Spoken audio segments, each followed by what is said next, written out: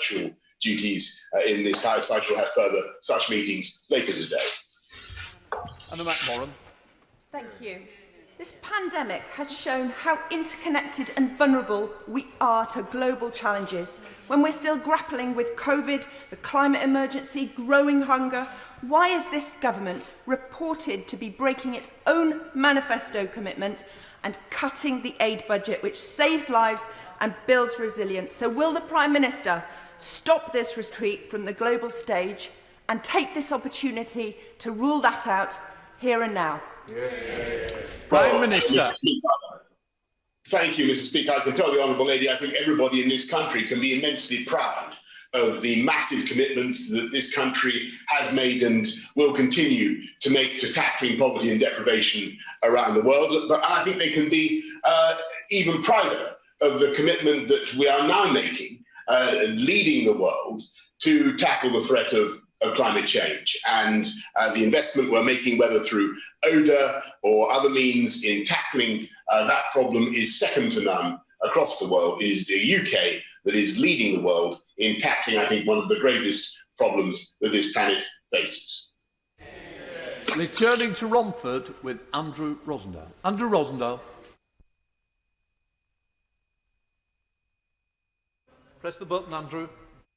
Right, thank you. Sorry. Thank you, Mr. Speaker. The Prime Minister will know that my constituents in Romford have put up with a dangerous junction and flyover at Gallows Corner, which was meant to be only a temporary structure, but has been there for 50 years. The Prime Minister has been there with me when he was Mayor of London. So as part of this government's plans to build back better, will the Prime Minister commit today to stepping in where Sadiq Khan has failed, bankrupting TfL by the tune of 10 billion, and guarantee the necessary funding to replace and reshape this junction, especially as it will form a major route to and from the new Lower Thames crossing? We go back to the Prime Minister. Prime Minister. Thank you, Mr. Speaker. Well, my honourable friend is absolutely right that it's the current Labour Mayor of London who blew TfL's finances, which were left in remarkably good condition by the previous Mayor of London, Mr. Speaker, even before the pandemic struck. And I can assure my honourable friend that TfL, we are working with TfL, Department of Transport will be working with TfL to see what we can do to resolve the problem at Gallows Corner that he mentions, and we will, of course, update him in due course. We now go to the Leader of the Opposition, the Right Honourable Keir Starmer. Thank you, Mr. Speaker. Can I start by sending my best wishes to the Prime Minister and all those across the country who are doing the right thing by following the rules and self-isolating. Mr. Speaker, devolution in Scotland, Wales and Northern Ireland is one of the proudest achievements of the last Labour government. Until now, whatever our disagreements, there's been a very broad consensus about devolution. So why did the Prime Minister tell his MPs this week that Scottish devolution is, in his words, a disaster? Prime Minister. Thank you, Mr. Speaker. I think what has unquestionably been a disaster is the way in which the Scottish Nationalist Party have taken and used devolution as a means not to improve the lives of their constituents, not to address their health concerns, not to improve education in Scotland, but constantly, and I know this is actually a point of view that is shared by the Right Honourable Gentleman who leads for the opposition, but constantly to campaign for the breakup of our country and to turn devolution, otherwise a sound policy from which I myself personally benefited by when I was running London, but turn devolution into a mission to break up the UK. And that, in my view, would be a disaster. If he doesn't think that would be a disaster, then perhaps he could say so now. Could I just say it's the Scottish National Party, not the Nationalist Party? Otherwise, the phones will be ringing longer than I'm so sorry. The national, the non-nationalists, I see. Right. We can play pedantics another time. Keir Starmer. Mr. Speaker, the biggest threat to the future of the United Kingdom is the Prime Minister every time he opens his mouth on this. When the Prime Minister said he wanted to take back control, nobody thought he meant from the Scottish people. But the Prime Minister's quote is very clear. He said devolution has been a disaster north of the border. This isn't an isolated incident. Whether it's the internal market bill, the way the Prime Minister sidelined the devolved parliaments over the COVID response, the Prime Minister is seriously undermining the fabric of the United Kingdom. So instead of talking down devolution, does he agree that we need far greater devolution of powers and resources across the United Kingdom? We now go back. Well, Prime Minister.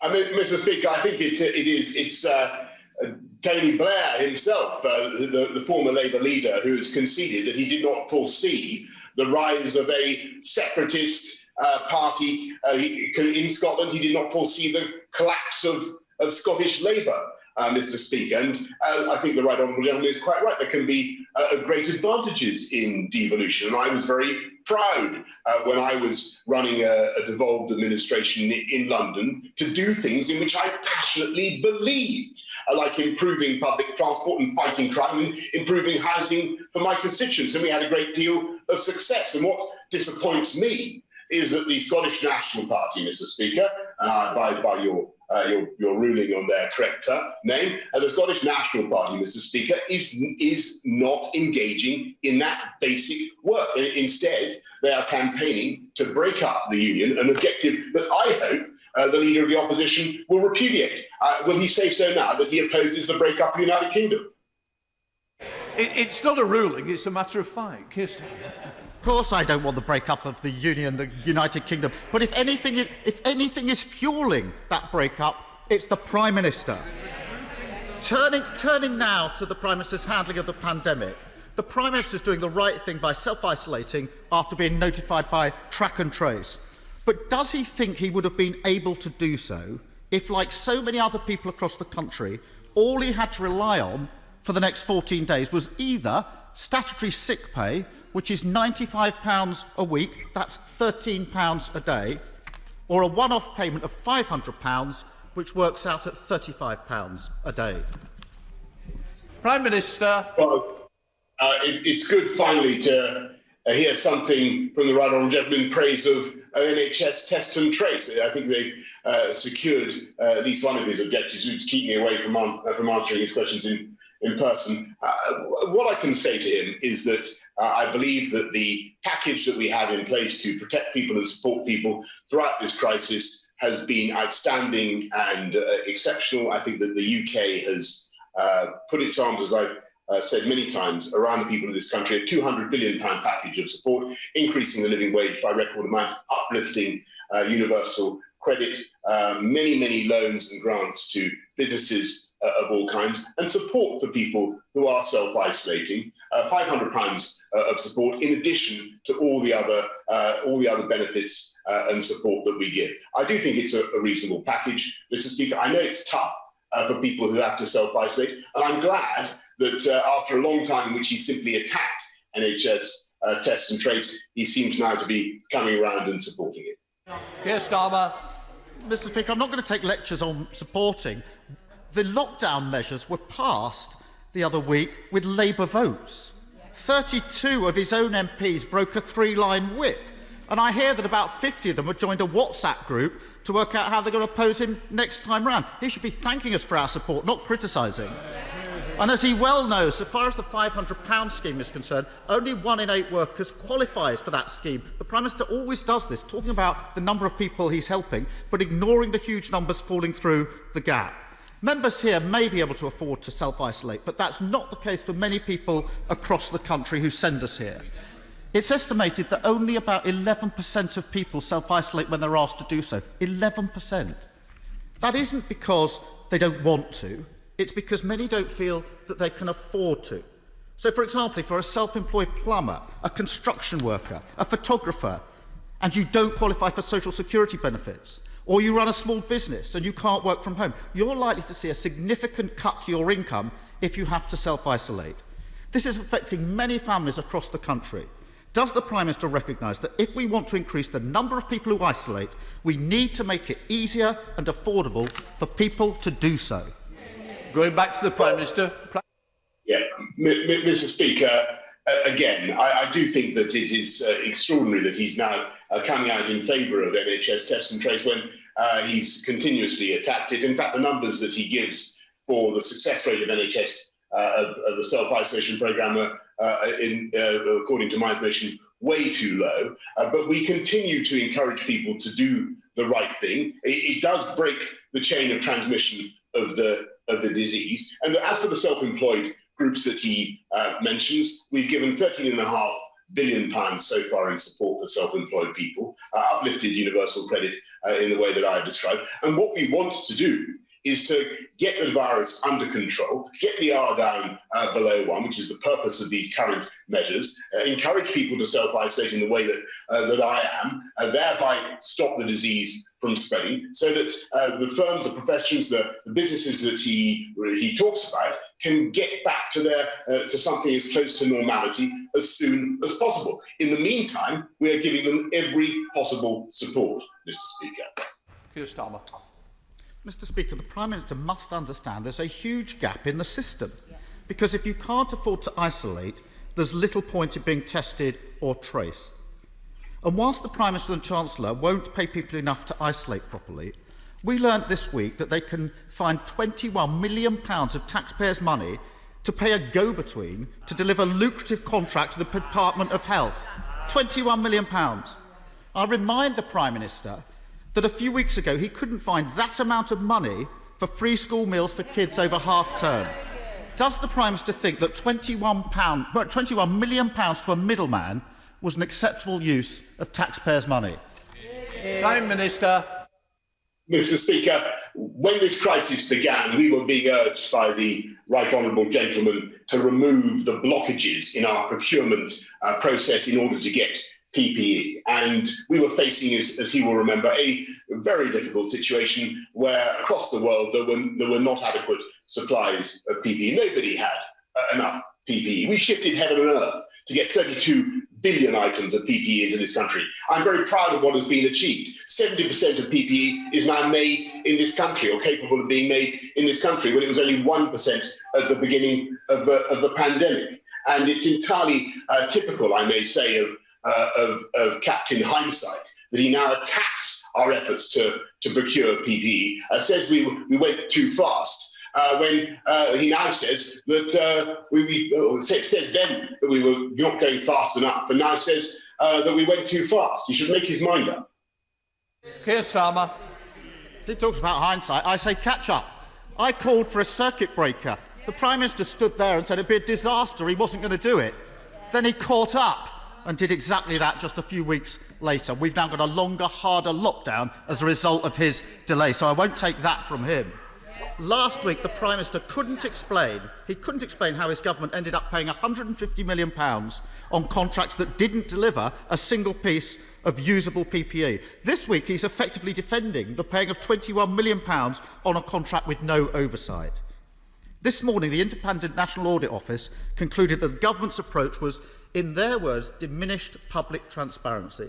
They reported that more than half of all contracts relating to the pandemic, Mr. Speaker, that's totalling £10.5 billion, were handed out without competitive tender, and that suppliers with political connections were 10 times more likely to be awarded contracts. Mr. Speaker, we're 8 months into this crisis, and the government is still making the same mistakes. Can the Prime Minister give a cast-iron assurance that from now on, all government contracts will be subject to proper process with full transparency and accountability? Mr. Speaker, all government contracts are, of course, going to be published in a due way and are already being published. But again, I must say, I think it's extraordinary that he now attacks the government for securing PPE in huge quantities. And I want to thank again all the people who are involved in that effort, Lord Dighton and literally thousands of others who built up a mountain of PPE against any further crisis. And he talks about transparency and moving too fast to secure contracts. So he should know that the Shadow Chancellor of the Duchy of Lancaster actually wrote to the government attacking them us for failing to approach various companies, including a football agent who was apparently offering to supply ventilators, and a historical clothing manufacturing company who's offering to make 175 gowns per week, and whose current range includes 16th century silk bodices. Again, Mr. Speaker, at the time he bashed the government for not moving fast enough. It's absolutely absurd that he's now, in hindsight, he's now once again trying to score political points by attacking us for moving too fast. I'm proud of what we did to secure huge quantities of PPE during a pandemic. Any government would do the same. Prime Minister, we're now going to Carl McCartney. Thank you, Speaker. I feel like a positive rose between two negative thorns today. I'm sure my right honourable friend is aware of recent successes that Lincoln City Football Club, the pride of my constituency, have enjoyed. Unfortunately, COVID-19 has hit football hard, especially those clubs dependent on cricket sales. Can my right honourable friend urge his Cabinet colleagues to review grant funding for football clubs, maybe outlining how we can return fans to matches at all levels of the game, as I have requested in previous correspondence? And as it has been a while since the Prime Minister visited Lincoln, would he care to join me at an Imps match when we can return in person as fans of the beautiful game? Prime Minister. Friend, very much, and I can tell him that we don't want any football team to go out of business as a result of this pandemic, and we're doing everything we can. I understand the frustration of fans, and we want to get crowds back into the ground as soon as possible. As for his invitation to come and watch the Imps, I will do whatever I can to oblige as soon as possible. I bear his invitation in mind. We now come to the Leader of the SNP, Ian Blackford. Mr. Speaker, and can I wish the Prime Minister and all those that are self-isolating well. Mr. Speaker, over the past 20 years, Westminster has imposed an extreme Brexit, an illegal war in Iraq, £9,000 tuition fees, the Windrush scandal, the rape clause, the bedroom tax, and a decade of Tory austerity cuts which have pushed millions into poverty.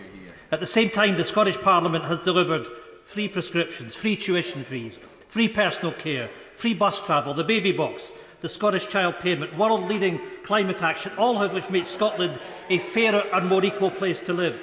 Does the Prime Minister understand why the people in Scotland think it is him and his Parliament that are the real disaster? Prime Minister.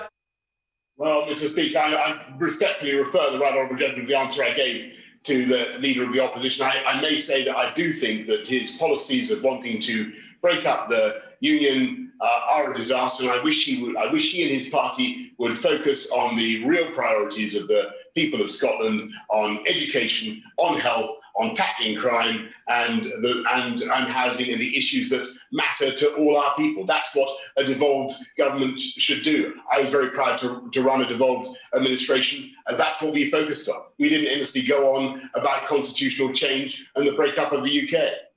In Blackford.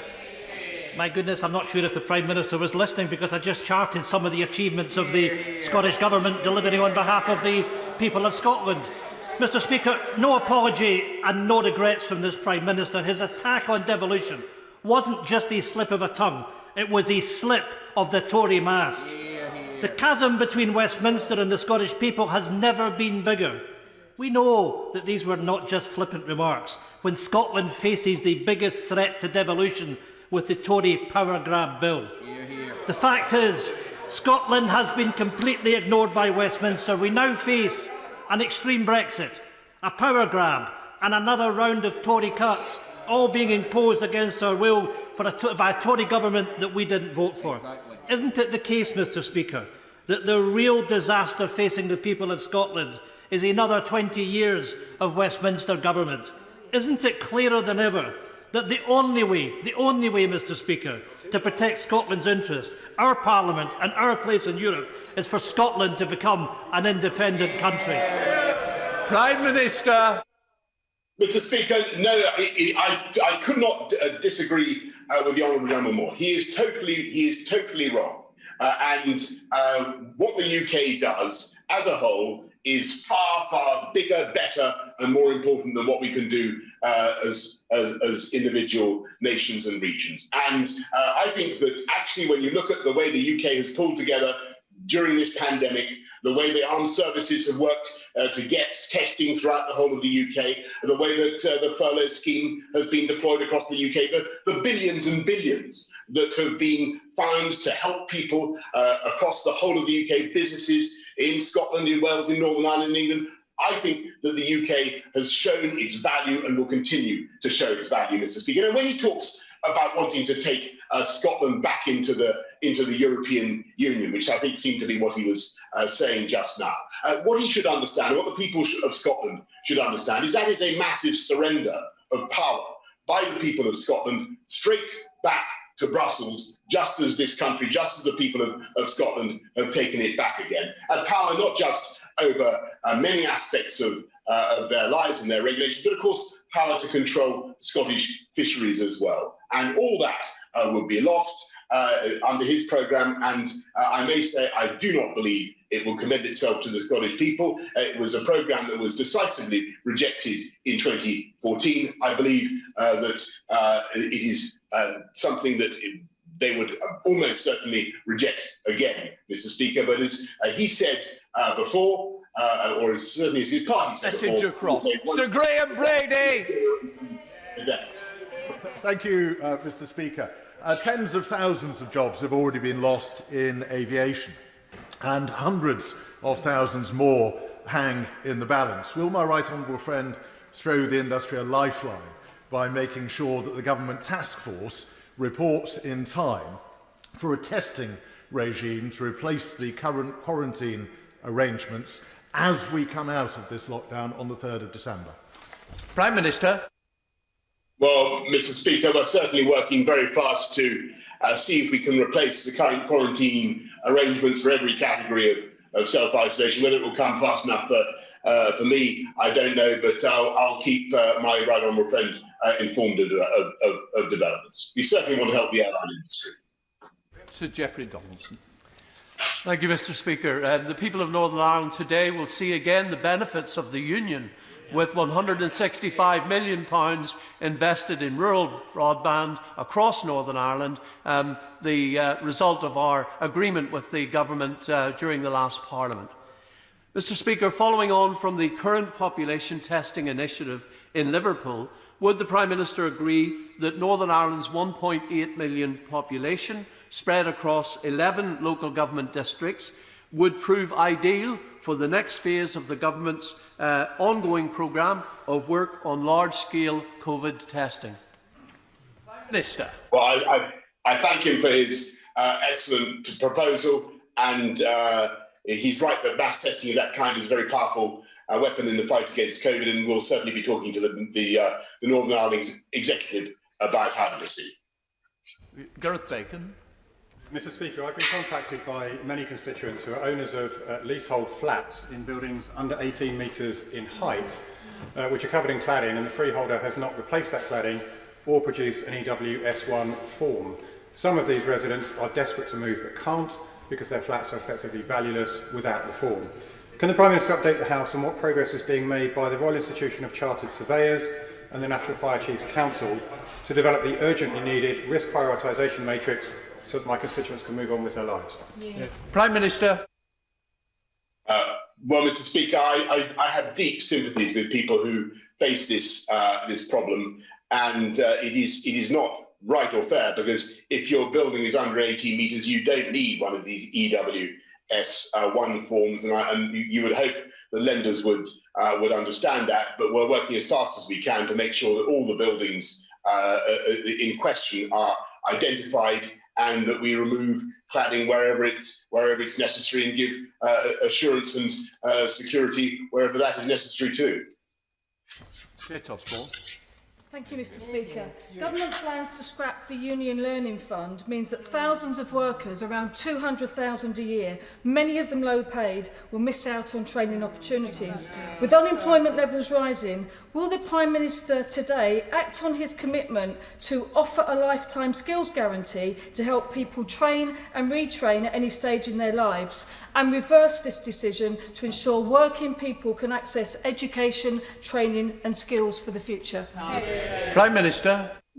Well, Mr. Speaker, that's exactly what we announced only a few weeks ago with the lifetime skills guarantee. The purpose of the lifetime skills guarantee is to make sure that if you're over 23 and you're currently not eligible for support from the government in getting a new skill or a new qualification, we will now pay you for that skill. We'll support you. We want people, particularly in the context of this pandemic, we want to help train and retrain people throughout their lives so that they can adjust to our changing economy. She's making a very good point. Davis. Thank you, Mr. Speaker. In order to truly level up constituencies like mine in Lincolnshire, we will need to mobilise billions of private capital to help us pay for new infrastructure investment. Will the Prime Minister consider launching a new financial institution, such as a National Development Bank, to help achieve this? Well, I'm grateful to my honourable friend for what he's doing to campaign for Grantham and Stamford for Lincolnshire, and I can tell him that we're putting another 155 million into Greater Lincolnshire through the growth deals, another 25 million through the Getting Building Fund, and we will be bringing forward further measures. And I take his point on board very sincerely. We'll bring forward further measures to boost investment in UK infrastructure in due course. We're going up to Ealing North with James Murray. James Murray. Mr. Speaker, in March, the Government Chief Scientific Officer said that keeping COVID deaths below 20,000 would be a good outcome, but still an enormous number of deaths. We've now passed 50,000 deaths and suffered the deepest recession of any G7 country, with GDP dropping by 10% in the last year. Why does the Prime Minister think the UK has had the deepest recession in the G7 and the highest number of COVID deaths in Europe? Minister.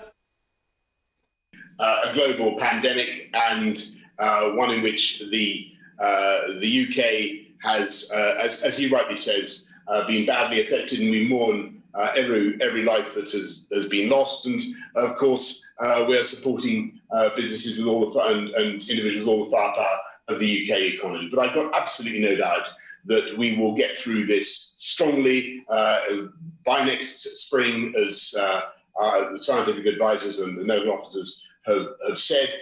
We have the tools to do it. We have the scientific weaponry to do it. And that is why we're engaged in the current restrictions to get the R down, to suppress the virus now, and to try to get the economy moving in the way that I'm sure he would like.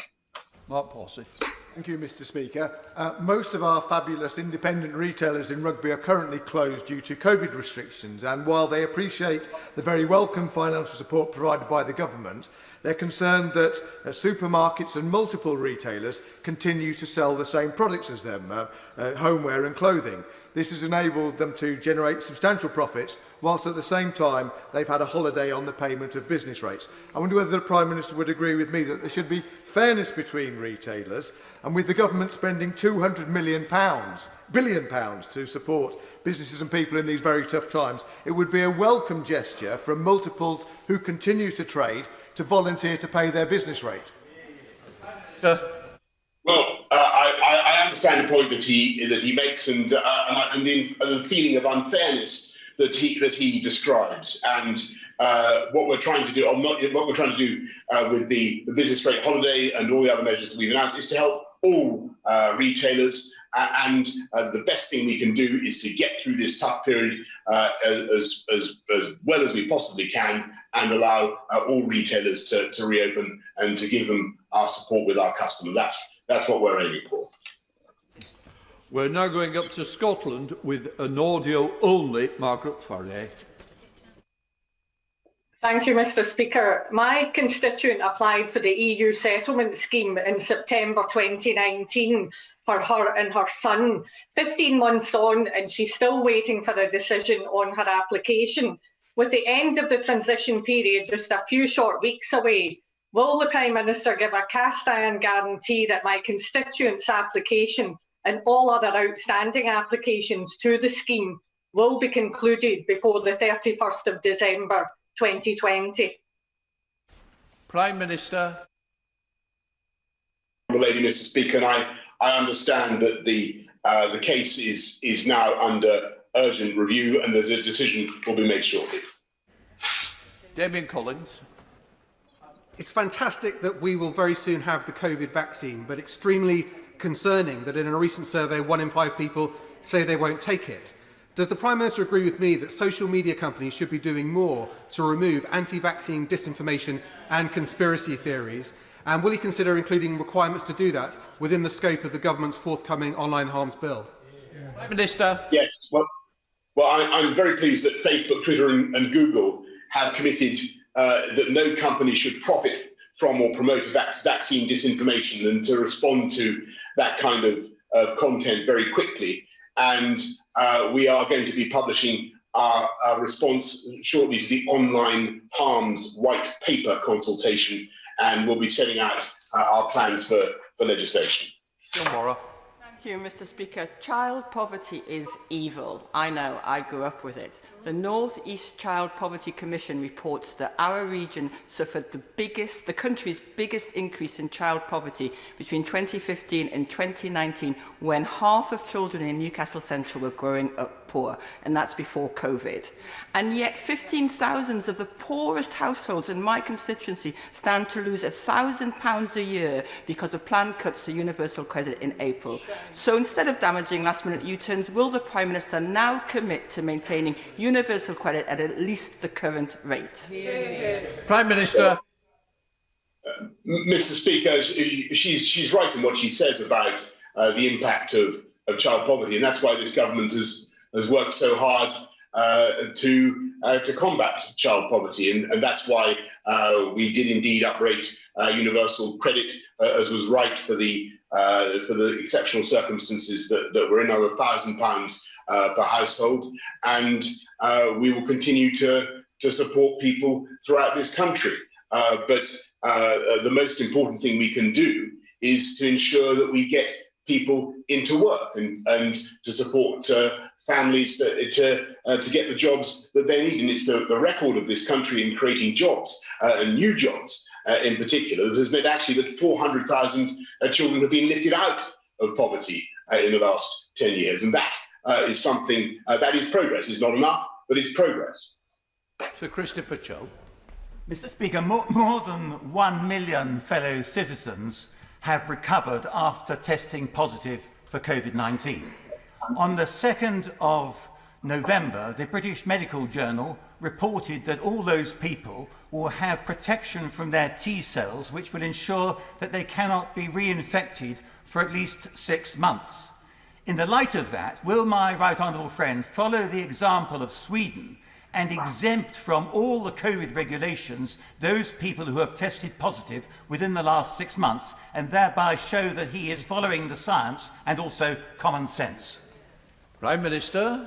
Well, I thank my right honourable friend for going through. It's a very well-meant suggestion and very kind, but there's evidence both ways on that, and I think that what everybody would expect is that everybody who does get pinged, everybody who does get contacted by NHS Test and Trace should follow the rules.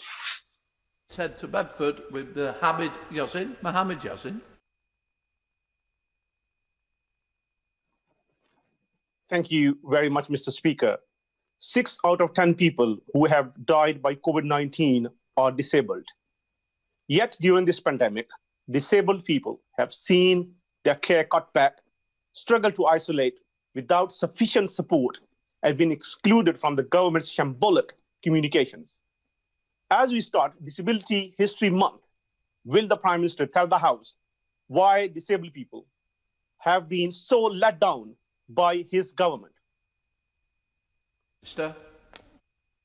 grateful for the question, and I'm grateful for the campaigning that the honourable gentleman does on behalf of the disabled. But I must reject what he says, because we have done everything we can to reach out to disabled and vulnerable groups of all kinds, to give them all the advice that we think is necessary, and all the support that we possibly can throughout this pandemic. I know this has been very tough for people, and I thank people for the way that they pulled together and followed the guidance. I know it's been particularly tough, as the honourable gentleman rightly says, for disabled people. But what we need to do, and that's why we've given huge quantities in support, as I said before, to the NHS and to vulnerable groups of all kinds. But the way forward now is to keep the virus under control, come out of the current measures on December the 2nd, and to allow our economy to start moving again, and to use testing and the prospect of a vaccination next year ready to get the disease under control. Douglas Ross. Thank you very much, Mr Speaker. The Prime Minister is aware of the success we've seen across Scotland through city and region growth deals, and Moray is set to benefit from both the Scottish and the UK Government working together on our local deal. However, would my right honourable friend agree that the benefit to Moray could be even greater if the UK Government's contribution was spread over a shorter period than the current 15 years, say 10 or less? And would he agree with me that that would be something that would be very worthwhile, very beneficial, and would be welcomed by everyone involved in the Moray growth deal? Prime Minister. Well, I thank my honourable friend for this campaign. He's raised this idea with me before, and what I can say is, while we'll certainly look at what he says, I'm very glad that we've signed the heads of terms on a Moray growth deal, delivering over £30 million of investment, and I thank him for the lobbying that he's been doing. Let's head up to Liverpool with Ian Byrne. Ian Byrne. Thank you, Mr Speaker. Professor Ian Sinner from Alderey Children's Hospital in Liverpool, West Derby, recently stated that the environment a child develops in, even before being born, can affect its DNA detrimentally by 10%. This government is responsible for creating an environment which is pushing millions of families into food poverty, which will be shaping this terrifying outcome. I asked the Prime Minister for the second time, will he work with me and other groups to put the right to food into law to address this? Prime Minister. Mr Speaker, the honourable gentleman is right to raise the issue of food poverty and of poverty generally. That's why, in answer to the previous question from the honourable lady from Newcastle, I made the point that we have actually been successful through championing work, championing employment, in getting families out of poverty, large numbers of families out of poverty. And that is what we are going to do. And as he knows, we're putting out £170 million into supporting local councils throughout the winter, so that no child goes hungry this Christmas or over the winter season through any inattention from this government. But I'm grateful to him for raising the issue with me. John Lamont. Thank you, Mr Speaker. As the Prime Minister will know, the Scottish cashmere and whisky industries are being hammered by the tariffs being imposed by the United States as a result of the trade dispute with the European Union. Now, these tariffs are now doing serious harm to these iconic Scottish products, costing us jobs in the Scottish borders. So can the Prime Minister reassure me the Government is doing everything it possibly can to find a resolution to this dispute? Well, my honourable friend is entirely right to raise that issue. It continues to be a cause of grave concern, and I raise it repeatedly with our American friends, and I'm working with my honourable friend, the Secretary of State for International Trade, to reach a negotiated solution as fast as we possibly can. Thank you, Mr Speaker. A recent study of 18 million people in The Lancet shows that black, Asian and minority ethnic people are twice as likely as white people to catch coronavirus and more likely to go into intensive care. Lead researchers have suggested that structural inequalities and not genetics are the key differential. So how will the Prime Minister redress structural inequalities as the vaccine is rolled out? Minister? Well, the honourable gentleman raises a very important point, and and we are thinking about this issue in government right now. As he knows, in response to the early data that we saw on about the impact on black and minority ethnic groups, we have brought forward enhanced testing procedures for particularly vulnerable groups, those who are exposed to a heavy viral load, perhaps in the course of their work. And there are other factors, as he knows, that play in the prevalence of the disease amongst black and minority ethnic groups. I'm sure that the point he makes will be among the considerations that the Joint Committee on Vaccination and Immunisation takes into account in the course of their deciding how to roll out the vaccine and where it should go first, because he's making an important point. What I'd like to is just put a big thank you on record to the broadcasting team for making today happen. Yeah. In order to allow the safe exit of honourable members participating in this item of business and the safe arrival of those participating in the next, and suspending the House for 3 minutes, order.